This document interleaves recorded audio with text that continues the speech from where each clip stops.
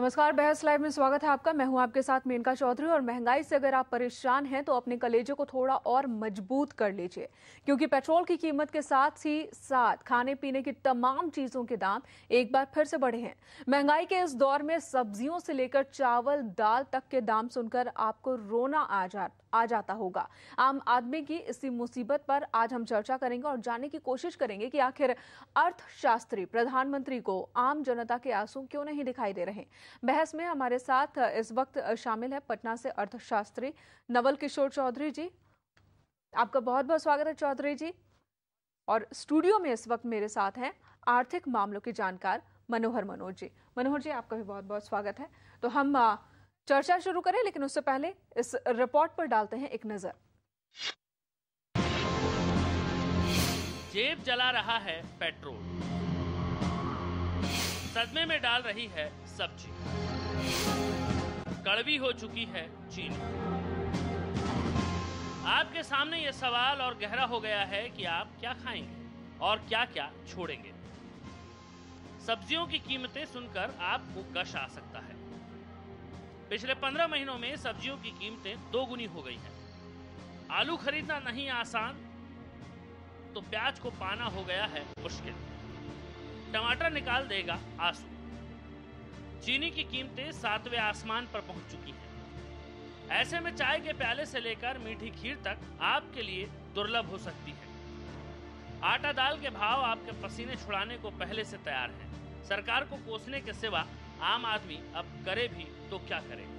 सरकार तो बन रही, लेकिन कोई मतलब नहीं है। सरकार तो महंगाई और बढ़ाती चली जा रही है ना। इस सरकार तो बेहिसाब बढ़ाया महंगाई। पहले जहाँ 1 किलो सब्जी की जिस किचन में बनता होगा, शायद वहाँ 250 ग्राम में भी बन रहा होगा, क्योंकि आदमी को तो बैलेंस करना है, बजट को बैलेंस करके चलना है ना। महंगाई तो सर बहुत परेशान किया कि बाल बच्चा को जो 4 रोटी खाने वाला 2 रोटी खिला रहा है।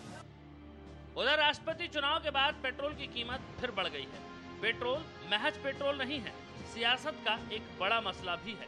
इसे समझने के लिए अलग अलग दलों के इन नेताओं के बयान सुनिए।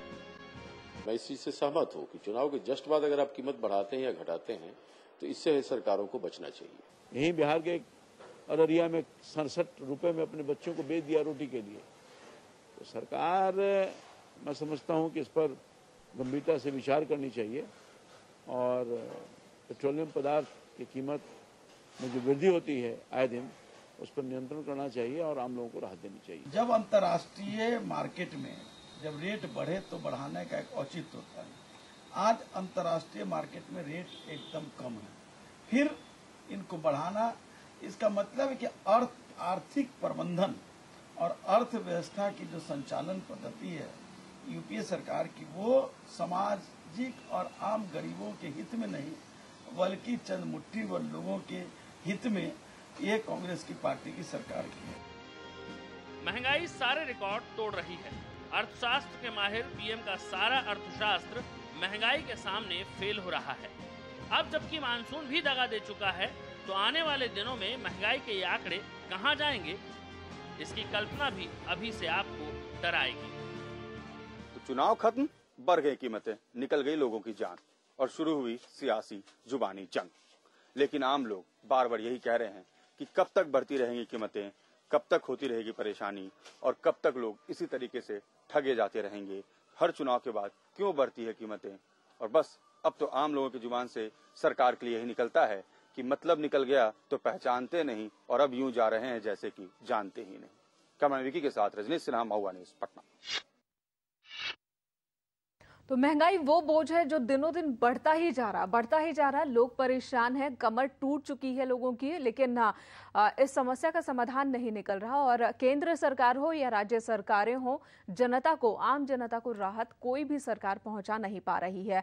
2 खास मेहमान हमारे साथ जुड़े हुए हैं बहस लाइव में। हम आज इस मुद्दे पर चर्चा करेंगे।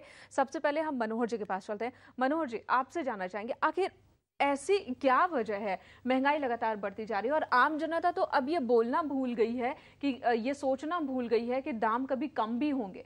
अगर किसी भी चीज के दाम में वृद्धि होती है 20 रुपए 30 रुपए, अगर कभी कम हुआ तो 5-7 रुपए की कमी होती है। उससे ज्यादा राहत की उम्मीद अब जनता भी नहीं कर रही है। क्या वजह है, कहाँ फेलियर है? देखिए, दामों में कमी तो नहीं होगी, बढ़ोतरी जारी रहेगी। सवाल ये है कि उसी दामों के तुलना में लोगों की आमदनी में भी बढ़ोतरी जारी रहे। अगर ऐसा होता है तो ये हमारी अर्थव्यवस्था के हिसाब से बड़ा ही ये बैलेंस पॉइंट होता है।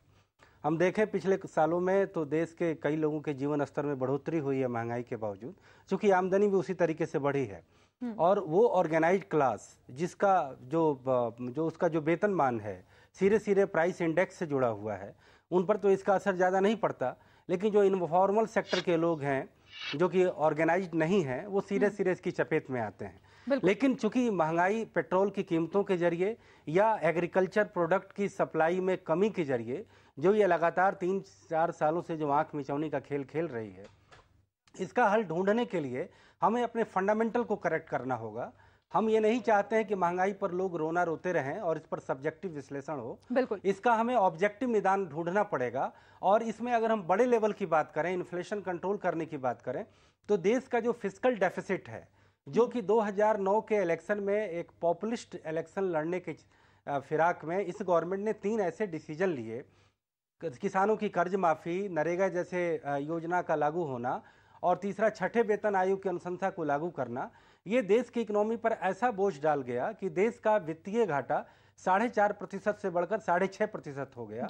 और यही वजह है कि यूपीए 2 के पिछले 3 साल के रिजीम में महंगाई का आक्रमण लगातार होता गया है और सरकार बेबस होकर बनी बैठी है। बिल्कुल, दूसरा जो सवाल है, दूसरा मैं थोड़ा सा इसमें जोड़ना चाहूंगा, जो फूड इन्फ्लेशन है, जो आज भी जिसकी चर्चा हो रही है सब्जियों के दामों में बढ़ोतरी को लेकर, इसका जो फंडामेंटल ये कहता है कि जो इसका जो मैक्सिमम प्राइस है और जो मिनिमम प्राइस है, चाहे वो मसाले हों, दूध दही हो, फल सब्जी हो या सारे अनाज हो, जितने एग्रीकल्चर प्रोडक्ट हैं, अगर गवर्नमेंट इस तरीके का डिसीजन लेती है कि हर प्रोडक्ट की कॉस्ट प्लस प्राइसिंग होगी और उनका एक न्यूनतम मूल्य होगा और अधिकतम मूल्य होगा, और उसमें सरकार की तमाम एजेंसी जो है सप्लाई को और डिमांड को जो है अपने सिरे से कंट्रोल करेंगी। अगर जब बाजार में अगर डिमांड ज़्यादा है तो वो सप्लाई जारी करेंगी, अगर बाजार में सप्लाई ज़्यादा है तो वो उससे ज़्यादा से ज़्यादा प्रोक्योर करेंगी, जिससे यहाँ का उत्पादक भी खुश होगा और उपभोक्ता भी खुश होगा। आज आलू की कीमत 20 रुपये है, लेकिन जब यही आलू सीजन के दौरान 1 रुपये हो रहा था तो वो इससे ज़्यादा बड़ी तबाही का संकेत था।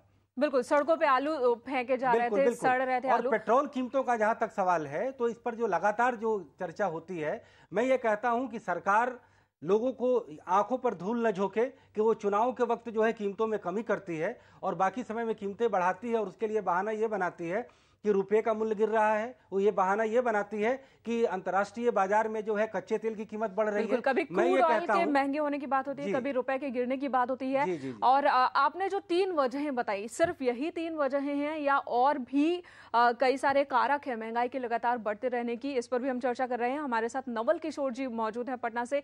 प्रोफेसर जी, आपसे हम जानना चाहेंगे, यूपीए 1 के बनस्पत यूपीए 2 में हम देखें तो महंगाई कहीं ज्यादा तेजी से बढ़ती जा रही है। लोग परेशान है, लगातार परेशान है, लेकिन पीएम मनमोहन सिंह जिनका एसेट है कि वो एक अच्छे अर्थशास्त्री कहलाते हैं, उनका अर्थशास्त्र भी महंगाई के आगे फेल है। तमाम तरह की कोशिशें की इस सरकार ने, लेकिन महंगाई पर कहीं भी लगाम नहीं लग पा रहा। लगाम तो छोड़िए, ये गति भी जो है वो धीमी भी नहीं, तेज होती जा रही है।